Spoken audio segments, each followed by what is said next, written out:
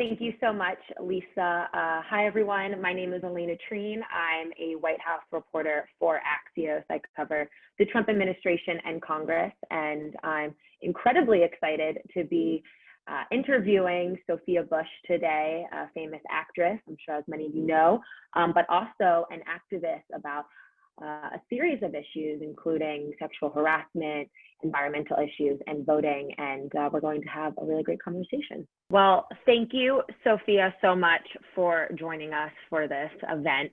I'm a huge fan of yours from watching One Tree Hill and Chicago PD, but I also really admire your activism work. And that's kind of where I want to start. I feel like you've used your fame and success as a platform, really, to voice your opinions about issues you care about and really, use that to speak up about these issues. I'm curious what first pushed you to be more vocal about these issues that you care about. First of all, thank you. It's funny, doing these things on Zoom because normally we would be able to talk over each other a little more, and I've learned to wait. So thank you for, Right. the very kind compliments. I will get that out of the way first. For me, a platform really, yes, comes with, my line of work. But for me, feels like a privilege. And I think that any person who experiences any modicum of privilege also has a duty to spend it. And I think that what jump-started me into the public sphere as an activism was work I'd actually been doing for most of my life in my personal life, in my private life, which was environmental activism, pursuit of environmental justice. I think growing up in California, which is such an incredibly, varied and beautiful state in its environments, whether we're talking about the beaches, the mountains, the Sierras, the incredible deserts. I grew up with exposure to the environment consistently, and all of my best memories as a kid are driven by nature. And so pursuing environmental justice led me into gender-based justice, led me to racial justice, led me to financial justice. When you start to pull a thread, you realize that all of these systems are inextricably connected. And as a student, and perhaps, because of the insatiable curiosity that led me to study journalism, anytime I would enter a space and learn about what was happening there, I wanted to know about what else was going on. And Desmond Tutu, actually, one of my favorite quotes about activism, he says, "You can help pull people out of the river only for so long until you walk upriver and find out who's pushing them in." And that's what it has always felt like to me is, if this is a system that's affecting so many people, what's the root? What's happening? How was this created? What is the policy? What is the problem here? It feels like a human puzzle that I know, regardless of difference of opinion. I think when we can kind of cancel out all that noise and get to the point, we can advocate better for each other than we are now. That's a great point. And as a journalism student myself back in college, I can really relate to what you're saying. And I think you'd probably make a great journalist too, honestly, with your curiosity and passion for pursuing these issues and trying to get to the bottom of these issues that you care a lot about. I'm curious if you've struggled at all to embrace this activist role, given your role as an actress, if others, your peers or your fans have criticized you for kind of voicing your beliefs and standing up for these issues. Absolutely. There's a lot of criticism. There's a lot of pushback. It's not easy. Putting your neck out on the line isn't easy, regardless of what you do for a living, what community you're a part of. But certainly in a world where a lot of people want women in my industry to, stick to acting or sit still and look pretty, which I just find so infuriating. And it's a thing I refuse to do.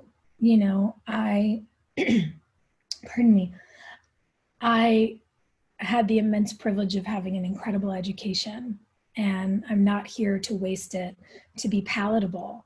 I feel a responsibility because of the places I was able to go to school, the education I was able to pursue, the places around the world that I've been able to live, the communities that I have witnessed, whether it be in the South for a decade or the Midwest for 5 years, the union guys that I go to work alongside every day, those are the folks I feel responsible to advocate for. And the pushback, again, to me anyway, is just a reminder that I'm doing something right. If no one is annoyed with you, you're not doing anything worthwhile with your life, because you're not challenging systems that very clearly don't work for everyone in the same way.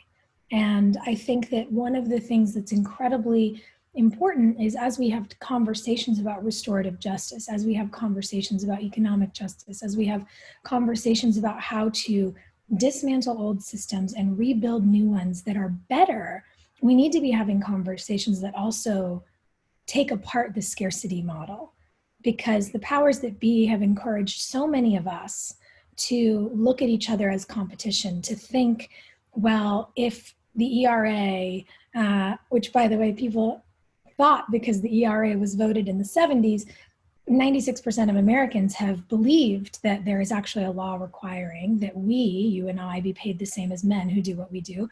And in fact, there is not. And the ERA did not get ratified in its 38th state until the top of this year. So that's a simple example of a larger truth, that there are assumptions that fairness is legislated when it simply isn't. And so when we talk about creating new legislation, when we talk about creating new policy, when we go out and advocate, we also need to dismantle the lie that if you and I get paid the same as men who do what we do, that will somehow dock those men's salaries. What would actually happen, financial economists and experts have created models that show that if we could snap our fingers and create gender parity in terms of pay equity overnight, the GDP of the United States would raise by 12 points. We're leaving $212 trillion on the table every year because we are actually holding our economy back. So these kinds of issues, when we talk about justice, and this is simply one example of it, we also have to be very frank that they're not simply moral imperatives, they're financially wise. We could grow the economy. Every single person in the United States could benefit if we simply pursued justice. And to me, something that's both a moral win and an economic win is a no-brainer. Right. No. And I think that is a good message for, everyone in the audience right now watching. Right now, I think that a lot of people struggle to embrace speaking up about their political beliefs, speaking up about issues that may come off as controversial, or I think a lot of people, when I speak to young reporters or young leaders, worry that speaking up about these issues may affect them negatively in their careers. And I'm curious what advice you have to people like that who are worried about sharing their voice, finding their voice, and becoming leaders. I understand where the fear comes from. Being criticized, being shut down, being threatened in your workplace or even in your family doesn't feel good. But at the end of the day, doing what's right isn't necessarily what's easy.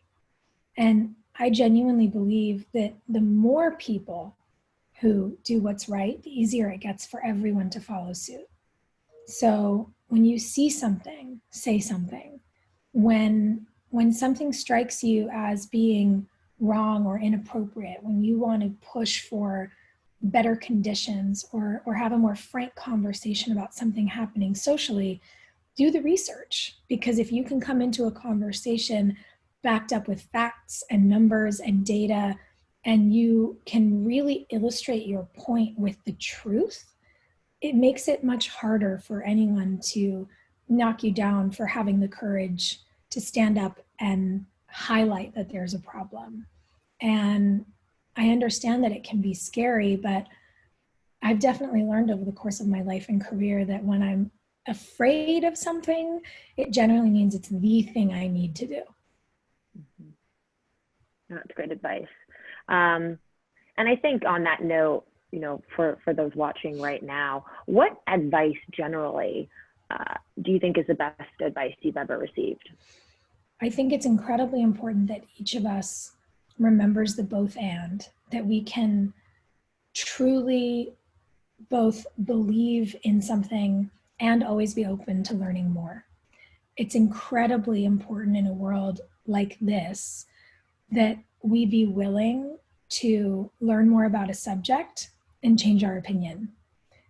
There might be someone out there who, because of the news they've been exposed to, or a website they've been told is trustworthy, who genuinely doesn't think that the wildfires that are ravaging the West Coast right now have anything to do with climate change. But that person should be allowed to do the research, to look at the article published by Scientific American just this week, to be given the opinions and the facts, from experts, and then say, wow, I was really misled on this subject, and now I see what's going on, and I'm going to call my representatives, I'm going to call my senators, I'm going to say that I really want the United States to get back into the Paris Climate Accord, and I want us to, as a citizen, the government works for me, for you, I want us to prioritize climate science so that our children and our grandchildren can play in the same oceans and forests that I got to as a kid. We should allow people to do that. And I think that if we made it easier for people to learn, grow, become more informed, change their opinions, perhaps people wouldn't have such an intense connection to confirmation bias and just have this really strange desire to believe that things that are patently untrue are somehow true. We have to make a little bit of room for each other. And so for me, when I think about that, I always want to make sure, and it's the advice I give to myself and it's the advice I'd give to others, make sure that the thing that you're so committed to believing in is actually rooted in the truth, and make sure it's rooted in universal kindness. Because when we have these debates about, whose opinions are right about policy and legislation, well, if the policy on the one side is creating true equity for every person in this country, and the policy on the other side is denying equity to people in this country, those are not even debates. One is rooted in justice, kindness, equity, fairness, and one is not. And so for me, I always have to do this sort of self-inquiry, and I encourage others as well to do and to check and to make sure that when you're forming an opinion about something, that it's really rooted in equitable justice for everyone. And if not, you've got to go back to the drawing board. And I think that those two manners of checking are the things I'd like to encourage everyone to do out there in the world. When you look to make sure that you're really allowing for facts and truth, and internally that you're really making sure that you are pursuing, your beliefs in justice for the right reasons, and giving the same sort of benefit to everyone you meet that you would want to be given to you. Those feel like the kind of core principles that matter most. And I think, over the years of some incredible bits of advice and folks who I've been able to learn from, feel like the best shortening of so much of that kind of expertise, even though I know that's not a short answer. No, it's a hard question. And I think what you said is very valuable, especially to people who are watching this and, coming up in their careers, and making sure they're keeping their minds open and recognizing the good intent of others. All of that, I think, is valuable. You faced a lot of challenges as being a female actress. You've opened up about a lot of your experiences personally with sexual harassment, in your work, and you're a founding member of the Time's Up movement, which has encouraged millions of women to share their own stories about the Me Too movement.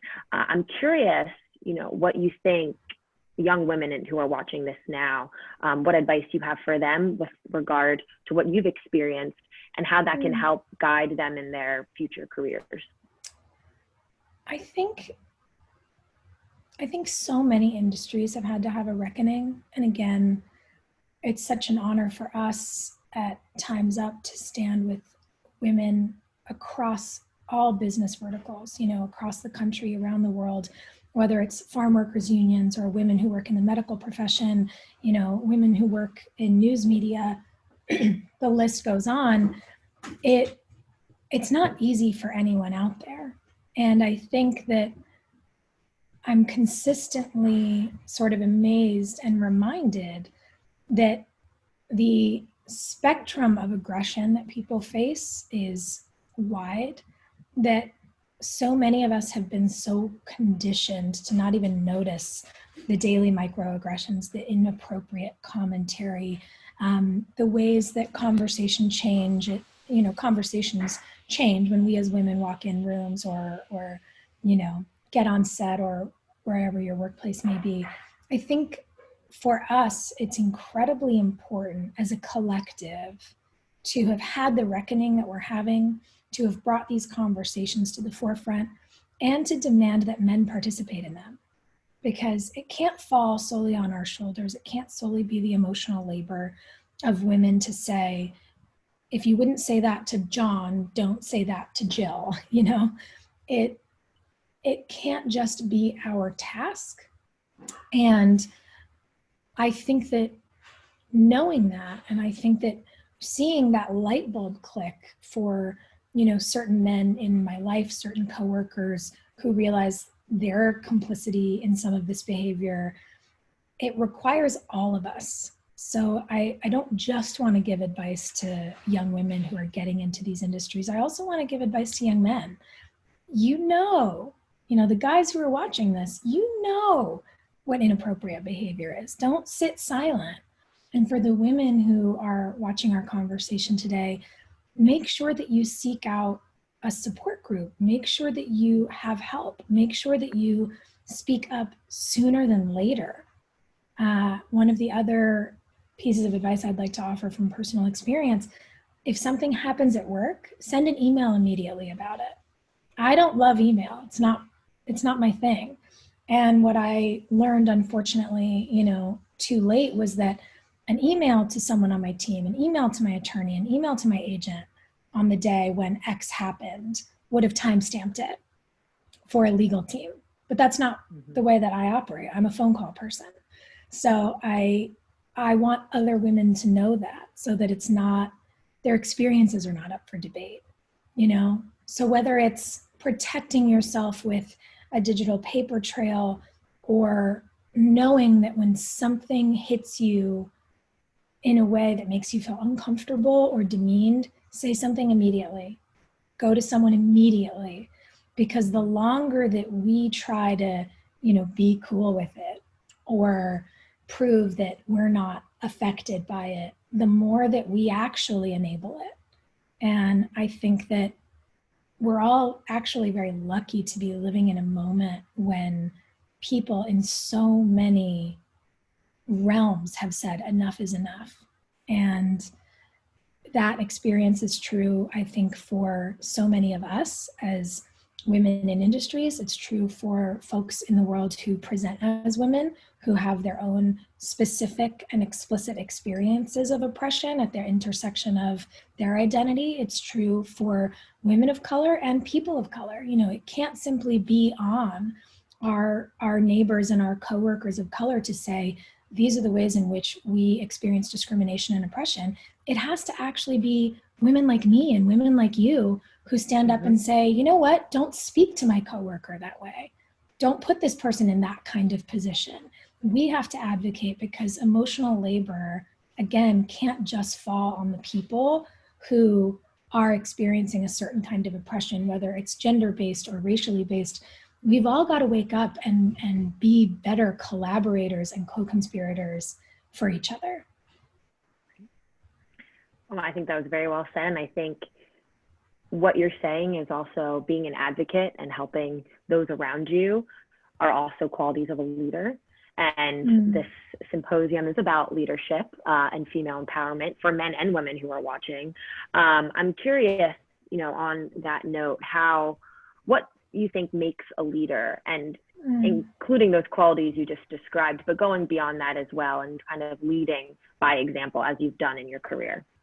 I think that leadership is certainly a quality that some people naturally display. You see folks who are always willing to step up, who are willing to put their neck out there first. And I think that that's something that needs to be cultivated and supported, especially in young women. Let little girls lead. Don't call little girls bossy when they voice their opinions or have something to say. I'm so lucky that my family really encouraged my leadership tendencies and qualities, that my parents always asked me about my opinions on things, that I got to go to an all-girls school where there was never a question of whether or not I was going to raise my hand, because all the girls would raise their hands. The experiences that all sort of led me in my individual life here are not lost on me. I think that looking back at, my young life and young adulthood and career, I realized that leadership is more of a recipe. It's a lot of ingredients, not simply a certain quality. It is, for me, an insatiable, and I would imagine some of my friends would say even dogged pursuit of the truth and of justice and of fairness. I think it requires a consistent willingness to learn. I think that a real leader has to be also willing to learn in public. You have to put yourself out there and admit when you did not know something. Talk to people about what you've learned that's changed your mind or deepened your opinions. You have to be courageous enough to make mistakes in front of people and keep going. I think that leadership requires empathy. It requires a heart for others. It requires that you care as much about another person's experience in their life, career, and family as you do about your own. It requires both selflessness and a commitment to some version of self-care, because if you burn out, you can't do anything for anyone. So there's a lot of qualities to me that fit together, in a perfect little sort of Tetris moment to make a leader. But I think certainly humility and empathy and courage are three of the really big standouts as I realize, in real time, I'm covering the landscape. Those feel like to me to be really founding, principles and qualities of someone in a leadership position.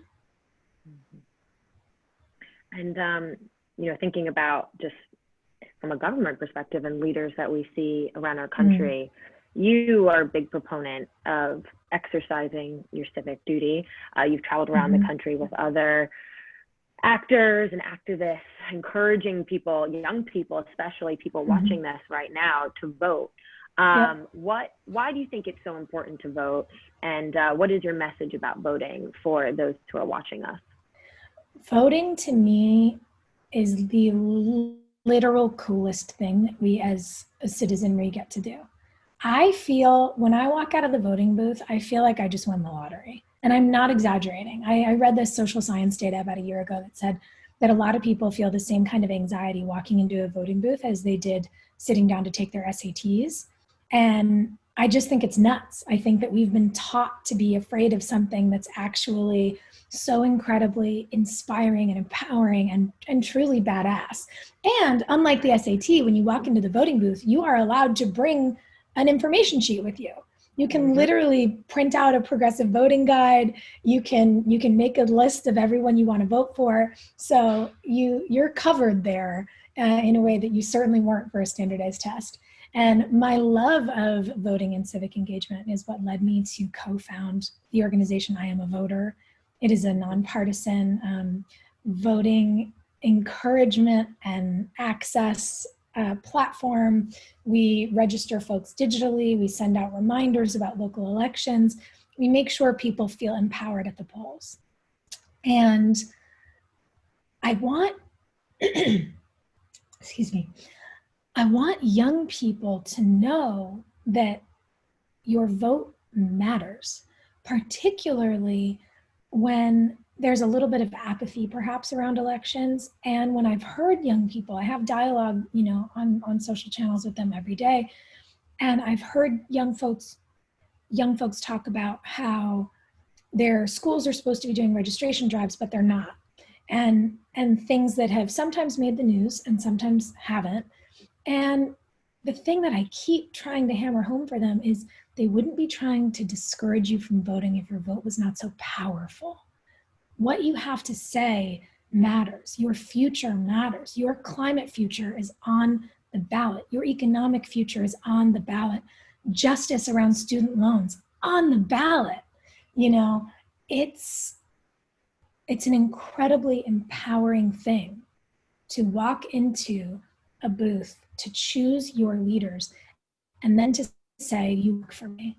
I want to see real change. I don't just want to see the top 1% of the 1% benefit from your policy and your choices. I want to make sure that my neighbors and my coworkers and my, classmates and all of the people who I interact with every day are being thought of, are being legislated for. We have the capability to do so much. We sent men to the moon. We have created some of the most incredible innovation. We can get back there, but it actually requires us to be counted. And that's not actually just in the voting booth. That's also with the census. This is a census year. Mm-hmm. You got to fill out your census. It matters. It's how all of our money and programming gets allocated.